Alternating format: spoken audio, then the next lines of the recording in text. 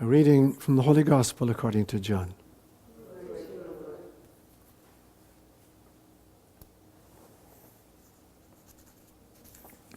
In the beginning was the Word, and the Word was with God, and the Word was God. He was in the beginning with God. All things came into being through him, and without him not one thing came into being. What has come into being in him was life, and the life was the light of all people. The light shines in the darkness, and the darkness did not overcome it. There was a man sent from God whose name was John. He came as a witness to the light, so that all might believe through him. He himself was not the light. He came to testify to the light, the true light, which enlightens everybody who comes into the world. He was in the world, and the world came into being through him, yet the world did not know him. He came to his own, yet his own did not accept him. But to all who did accept him, who believed in his name, he gave power to become children of God, who are born not of blood, or the will of the flesh, or the will of man, but of God. And the Word became flesh and lived among us. And we have seen his glory, the glory as of a Father's only Son, full of grace and truth. A gospel inspired by God. Every young mother, especially the mother of a firstborn, thinks that her child is God and totally unique. And she's absolutely right on both counts. Every child is divine. Every child is a bite-sized piece of God. When John's Gospel says this morning, in the beginning was the Word, and the Word was with God, and the Word was God, and the Word became flesh and dwelt among us, he's talking not just about Jesus Christ, he's talking about every single little baby that's ever been born. Because every little child is a bite-sized piece of God.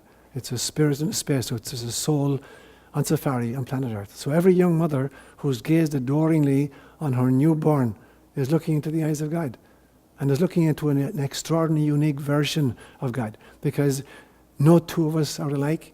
There is no child born on planet Earth who's not absolutely unique. Every child has a unique soul history of previous incarnations, history it's accumulated, missions it's been on, and it comes in with a very unique set of genetics and a very unique set of abilities, a very unique mission, a very unique family that is coming through. So every child is totally unique and is totally a child of God. So how many of you here gazed on your firstborn child and realized that you were looking into the face of God? Yeah?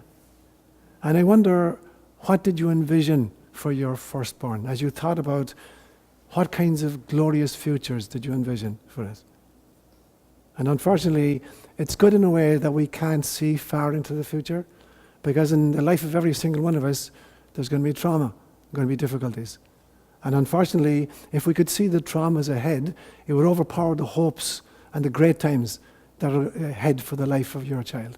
You'd be devastated if your child were to experience real difficulties at some stage of their lives, or a premature death. You wouldn't be able to handle it as a young mother. And so, in some senses, it's good that we can't see that far ahead. It would be good if we could see far enough ahead to realize that there's a short-term future, there's a long-term future, and there's an eternal future. And unfortunately, if we could only see the short-term and the long-term, we would focus on the trauma and not see the eventual outcome. Because in the short-term, the child is going to have to survive in a world which is a difficult world. In the long term, your child as an adult is going to have to survive in a world which is in a difficult world. But if you could see long term eternally, you'll realize that your child is from God, is of God, and returns to God, just like you yourself. So the really eternal outcome is that we merge back with Source. But in the meantime, the short-term outcomes and the long-term outcomes, if we could see them, they would cripple us. So I'm thinking of Mary this morning, as she gazed into the eyes of her little newborn child, and all these wondrous events began to happen. Shepherds come in and begin talking about who this child is. She goes into the temple to have the child circumcised on the 8th day, and told people, an old lady called Anna and an old man called Simeon, they come in and they begin talking about the future of this child. But Simeon says to her, your own soul a sword shall pierce, so that the secret thoughts of many will be laid bare. And we're told twice in Luke's Gospel, on 2 different occasions, Mary went back home with her child, wondering what all these words meant. So she's looking at her little baby, her firstborn child, and wondering what kind of a future this child is going to encounter. And depending how far forward she could see, she would either be, so proud of him or absolutely devastated. If she got to the beginning of his public ministry and she could hear him preach, or she could see him raise the dead, she would be kvelling. She'd be so proud of her little child. If she could look 3 years further beyond that and to see this child hanging on a gibbet, dying and being mocked, she would have been devastated. But so again and again and again, she's holding this vision and wondering, what will the life of my little child look like? But today I want to look at another little baby who's just been born, just less than a day old. And look at the Jewish wedding ceremony, and there's a part of the ceremony where the bride circumambulates the groom 7 times. Now, we live on a planet which is a bride. It's Gaia, it's our mother, Gaia. And she circumambulates father, son every year. She does a whole circumambulation each year. And this is part of her wedding vows, to father, son. And together they create life between them. And this morning, less than 8 hours ago, Mother Earth gave birth again to a brand new year. And as she looks at this little baby of hers right now, I wonder, is she looking in the short-term future, the long-term future, or the eternal future for this planet of ours? I remember having a vision I share with you many times, years and years and years ago, of watching souls stand in front of God and volunteer for different kinds of missions, different kinds of incarnations. And this one great soul, whom I call Gaia, stood in front of God and said, I will animate the third rock from the sun in that solar system, and I will breathe life until I throw up a life form capable of recognizing its own divinity and the divinity of all other life forms. And for 3.7 billion years, she's been producing all kinds of life forms, beginning with single-cell protozoa, all the ways up to human beings. And at this stage, we're on the verge of either breaking through into Christ consciousness or breaking down in some kind of a nuclear disaster. And so the mother holds this baby year after year and wonders what the final outcome is. And today she's given birth to a brand new baby. And as she looks into the eyes of this little child of hers, I wonder what kind of a future is she envisioning. And so I'm going to open up today, and I want you to hold that baby, this 8-hour-old baby right now, and you tell me what you envision for this baby for this year.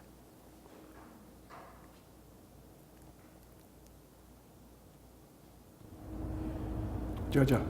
I think there's hope, tremendous hope, despite all of the things we hear in the news.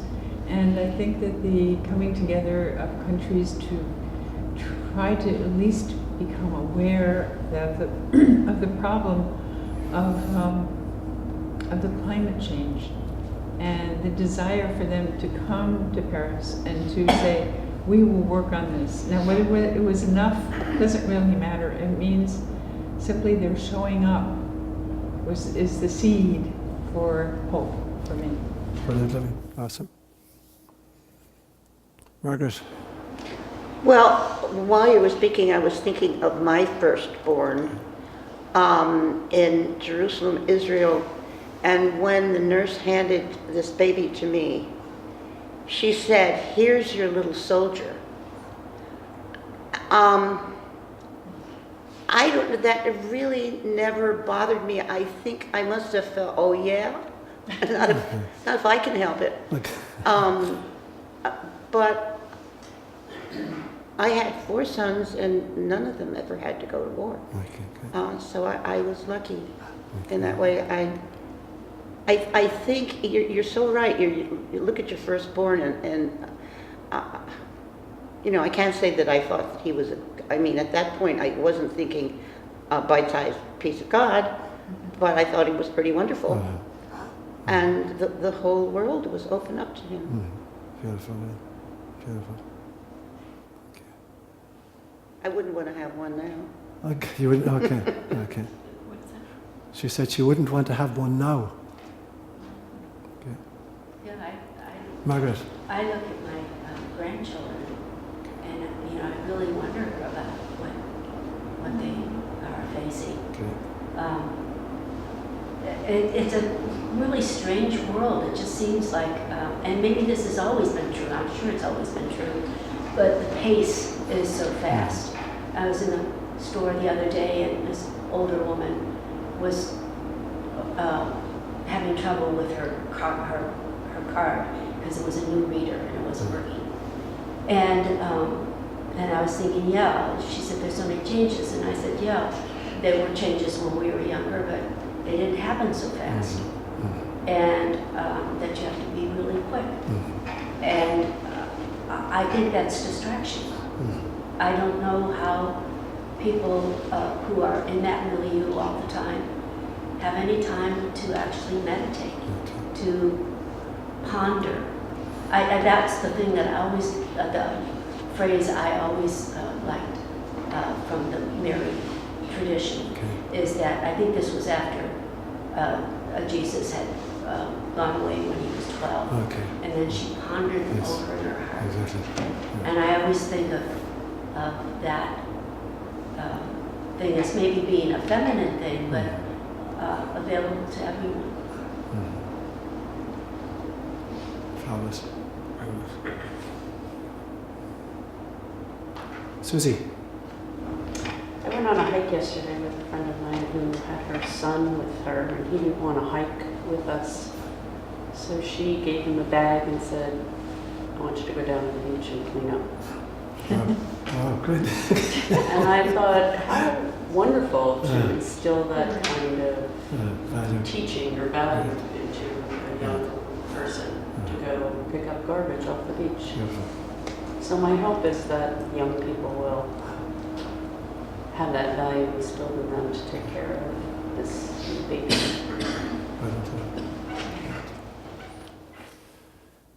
Jenny.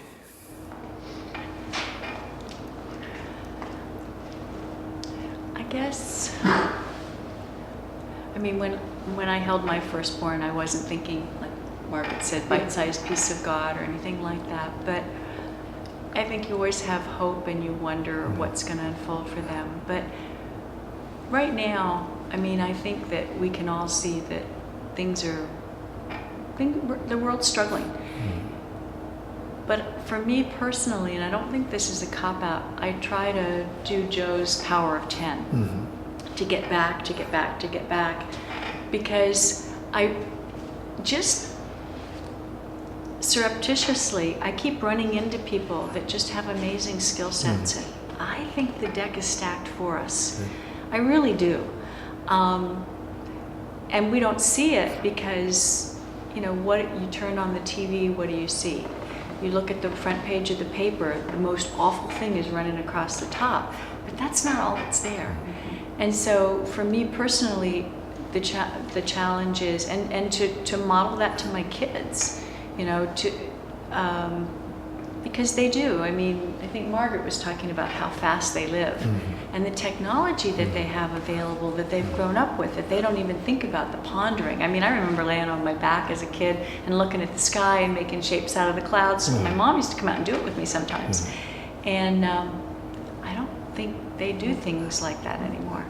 So, I don't know. I guess what I would hope, if I were looking at my child or whatever, that they would have eyes to see all the way, not just the yucky stuff around us right now, because I think that once we have the eyes to see, I don't know how to say this, but it's sort of like once we have the eyes to see, our action becomes much more beneficial to the world.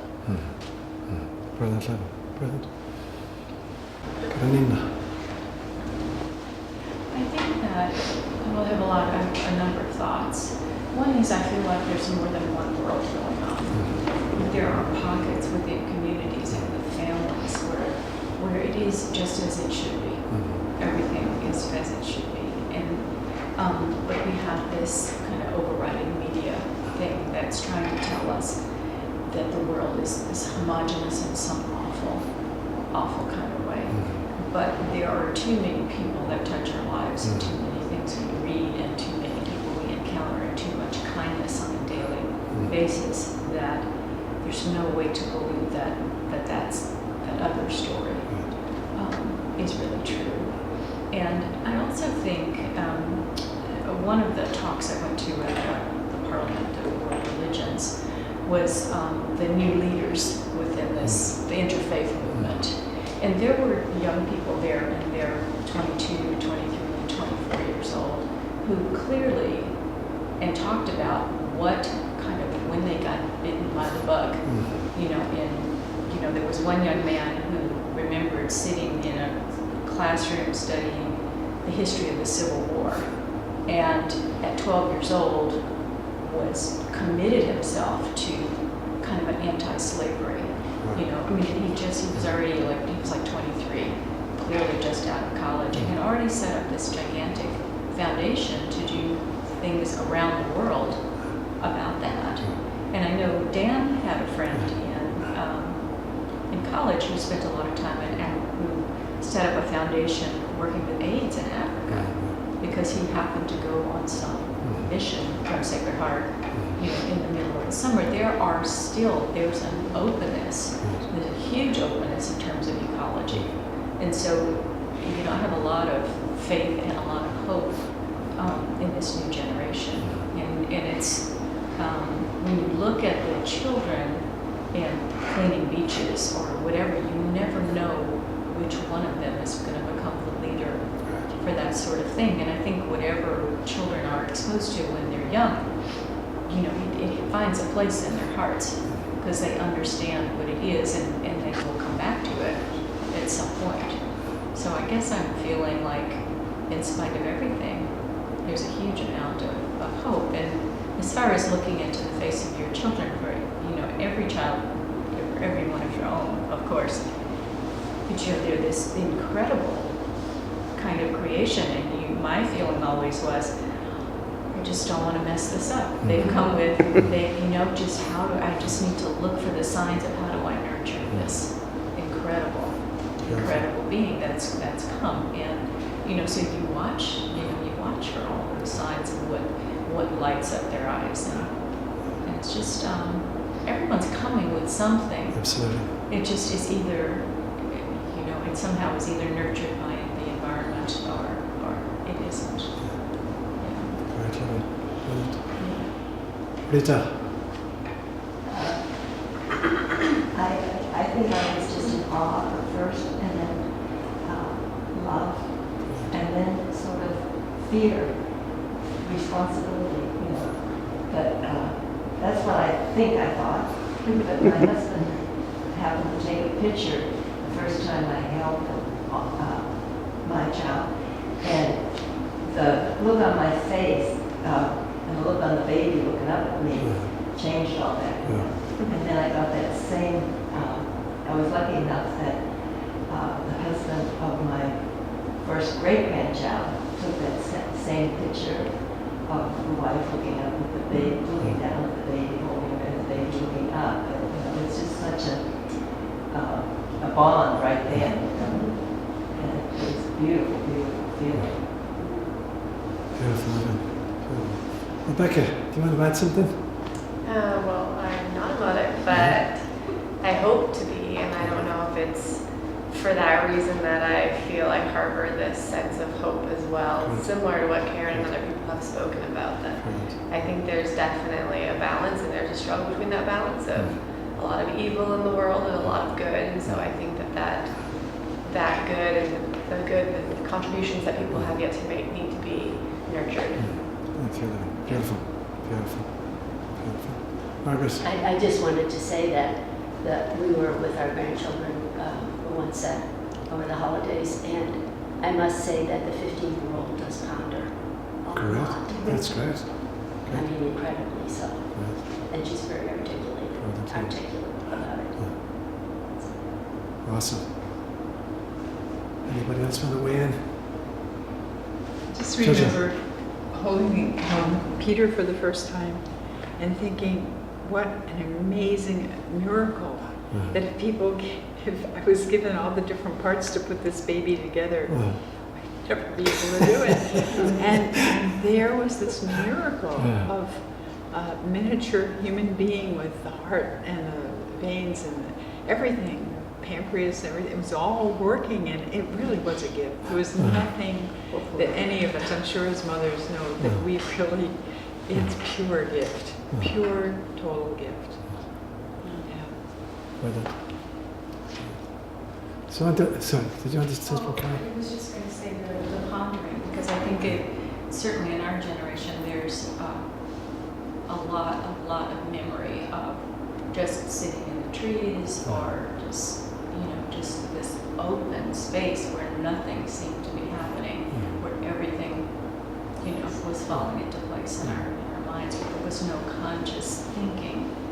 And I think part of what needs to be brought to this new generation, and I think a lot of people are doing it. I mean, Gracie's teaching, meditation to young people, and it's giving them permission to not be doing anything that's quantifiable, but just to be sitting, in the space of being alive and just being themselves and being open to what they might even see. It's like permission, because I think certainly in this area, children are really overscheduled in a crazy way, to the point that they, sometimes they have to miss things because they have to be someplace else. I mean, it's, 9, 10 years old, it's just a crazy place to be living in. So just saying, and over time, you can lose a tolerance for that, for being able to be by yourself and to be in solitude. You can get uncomfortable with that, like, I need some input here, I need some stimulation. And so I think that would probably be a gift that maybe our generation can give to say, let's just sit here. So to finish with one just final image. Because in a sense, it's not just Gaia that's given birth to this new year.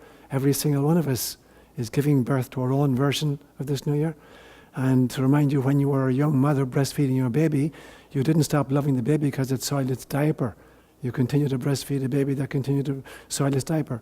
And the year is going to soil its diaper, several times in the course of the next 365 days. But we have to continue breastfeeding it. Okay. And stand and pray.